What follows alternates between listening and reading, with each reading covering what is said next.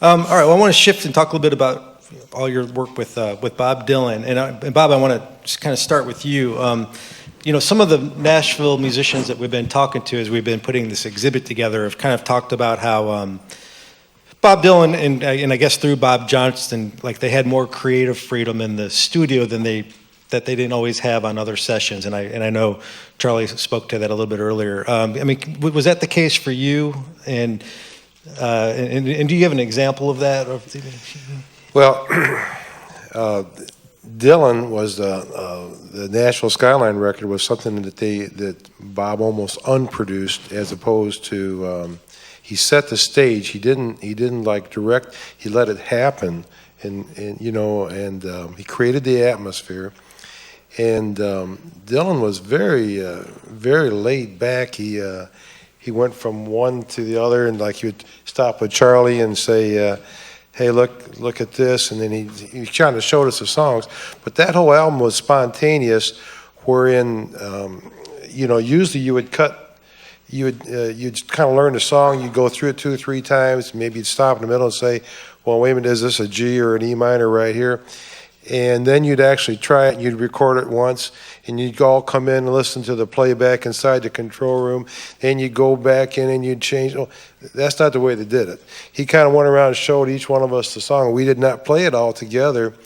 And maybe all of a sudden he'd say, okay, well, let's try it. Well, that might have been the cut. If not, probably the next one. There was very few cuts. And when they look at the outtakes, they'll show, well, there was 8. No. We only cut that song 1 or 2 times.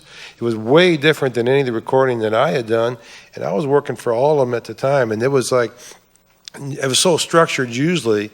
And Bob wanted, he sang the lead on those. He might have went back in and done a little overdub or something. And Charlie and I was there the whole time. He might have. I don't think so. There might have been one word or something that he mushed up and he went in, but otherwise he sang with us with the band when we did it. And the guitar, yeah. And they put these baffles around. In fact, in the picture right there, they made them in all the studios. They're made out of 2x4s, and like framing you'd have for a house. And inside was filled with insulation. They put pretty burlap on the outside, and they had roller casters on them. They could roll them around. So the engineer would use those to isolate the sound. And mostly when you're just cutting tracks, it wasn't all that important. But if you had somebody that was singing, it was real important not to let the drums leak into their mic too much. So they had these around Bob. And you want me to talk about the To Be Alone With You? To Be Alone With You? Yeah, okay. Yeah. Bob came over, and I had done a lot of work with Pete Drake. Okay, Pete had been real kind to me. I'd worked on a lot of stuff that he produced with his label and his so on.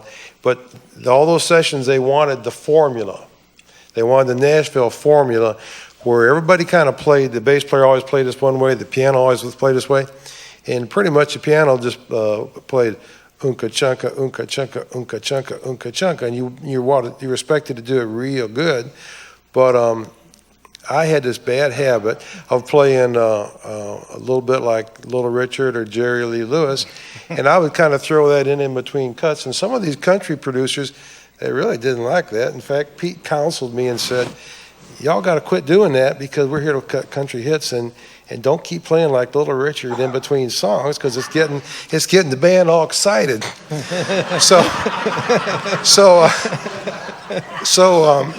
Dylan come over and he started showing me this song, and he just played a little bit, and I started playing along. And as he walked away, I reached over and started playing up high like Jerry Lee, And he whipped back around. And he said, "I want you to do that." And I said, like this, and I started playing it. And I looked over, and Pete Drake was sitting just past him. Pete was going, And I'm going to tell you right now, there was a gross dichotomy between those that got it and those that didn't get it. God bless them, more power to them. But there was a lot of people in power that wanted to make that album sound like Eddie Arnold. They did not get why Bob Dylan was there and what he wanted. And Charlie and me and Butcher, we was trying to rock it. And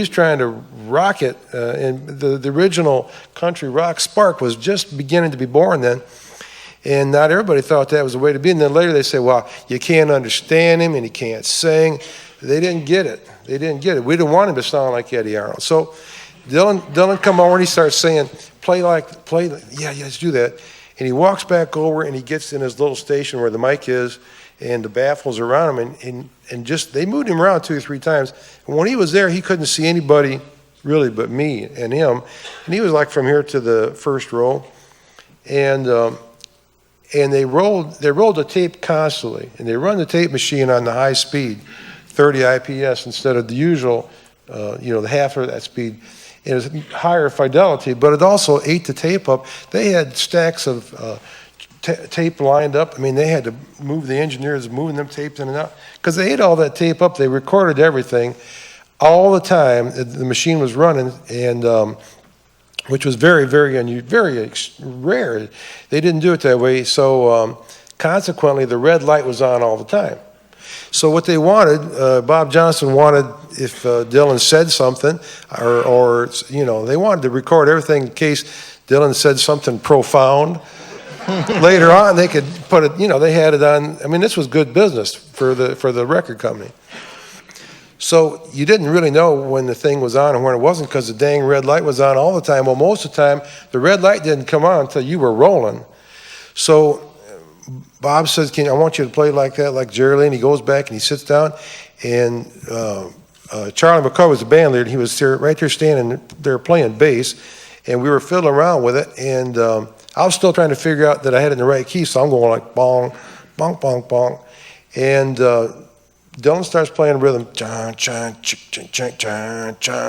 And he says, is it rolling, Bob? And I thought he was talking to me.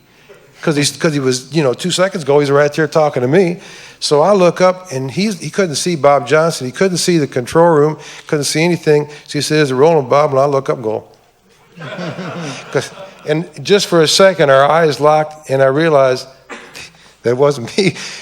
And he was happy that I knew that it was rolling, and I was going like, yeah. So, and then just as soon as he did that, Charlie McCoy went with the bass, and we hit it. Dylan said, to be alone with you.